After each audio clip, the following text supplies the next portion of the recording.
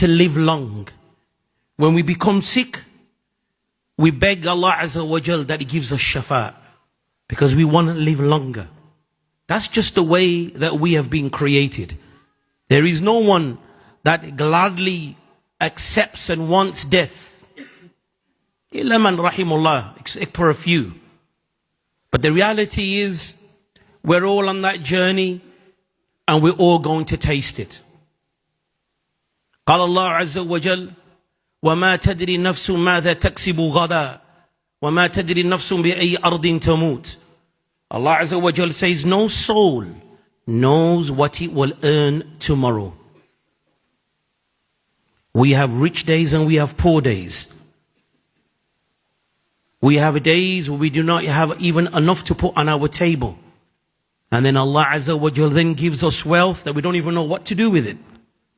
And then He'll go back again to struggling where we can't even pay our bills. We don't know. That is in the hands of Allah Azza wa Jal. And then Allah Azza wa Jal says, no soul knows which earth and which land of part of the earth they're going to die.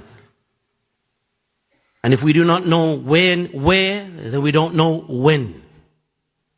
Time to time, we must reflect upon this. Even though we've heard it, and even though we are burying our deceased, it just doesn't hit our hearts.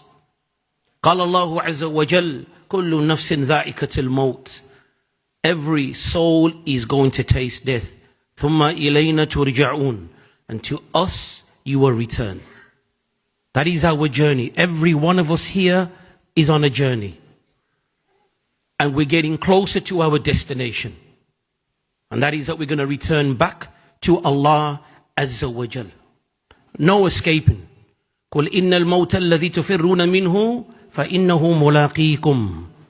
Say to them, O Muhammad, this death that you're fleeing from, that everybody wants to flee and not think about, the inevitable will happen. It will get us. Our time will come. So we need that reminder so we can prepare for it. There is no escaping. أينما تكونوا يدرككم الموت ولو كنتم في بروج مشيدة. Allah emphasizes in great emphasis that death will reach everybody. Even those that will be in lofty fortresses, mansions and palaces and fortresses, we can't escape it. Allah mentions that He will even reach them. There is a lot of emphasis in our religion regarding the inevitable throughout the Quran and throughout the Sunnah as well. So we must take heed of this. Why does Allah Azza wa Jal talk about it so much? Why did the Messenger sallallahu alayhi wasallam mention it so much? قال الله عز وجل ألهاكم التكاثر حتى زرتم المقابر كلا سوف تعلمون ثم كلا سوف تعلمون. Allah Azza wa Jal, He says that mankind, they have busied themselves with the affairs of the dunya and accumulating of the wealth. This dunya has made us so busy that we forget regarding death and the inevitable. Then Allah reminds us, حَتَّى زُرْتُمُ الْمَقَابِرِ, up until you will visit the graves. The visit here is not in a living state. The visiting here is when your body is going to be carried. كَلَّا سَوْفَ تَعْلَمُونَ. Then you will know. Then you will know the reality of what the Messenger sallallahu alaihi wasallam used to say, if you knew what I knew, you would laugh less and cry more. That is when the reality will hit us.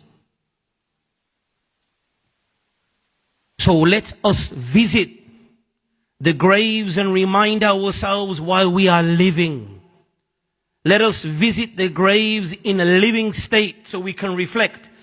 قال النبي صلى الله عليه وسلم كنت نهيتكم عن زيارة القبور فزوروها فإنها تذكركم بالآخرة. The Messenger sallallahu alayhi wasallam, he said, I used to forbid you from going to the graves. But now there is ijaza. Zuruha. Visit the graves while you're living. For indeed it reminds you of the akhirah. It reminds you regarding the reality.